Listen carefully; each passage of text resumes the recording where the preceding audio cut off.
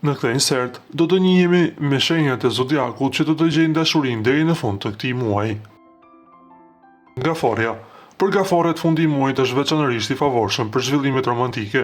Jupiteri ndriçon këtë shenjë duke rritur favorin dhe duke tërhequr përvoja të reja. Me 26 nëntor ai formon një trinj në Venusin në zonën e horoskopit që lidhet me dashurinë, duke sjellë pasion intensiv dhe perspektiva për njohje të reja. Mërkuri retrograd ndikon gjithashtu në sektorin e romancës, duke rritur shanset për të rilidhur me njerëz nga e kaluara.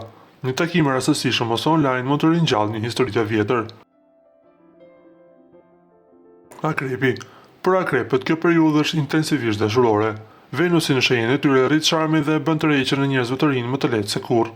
Kontaktet shoqërore këtë ditë mund të sjellin njohje të mundshme, ndërsa fantazitë dhe dëshirat kanë një shans më të madh për të realizuar. Ata që udhtojnë ose janë në mjedise të reja mund të takojnë njerëz që nuk janë në llojin e tyre të zakonshëm. Ja vlen të lini vend të papriturës. Peshqit. Peshqit mund të mos jenë duke kërkuar asgjë të menjëhershme ose të përkushtuar, por fundi i muajit sjell perspektiva të forta për përvoja të reja romantike. Mundësitë janë të shumta dhe atmosfera për flirt forcohet, edhe nëse ndjenjat nuk janë plotësisht të qarta. Fundjava favorizon lidhje me kuptim plote, pavarësisht nëse zhvillohet një ekskursion apo jo.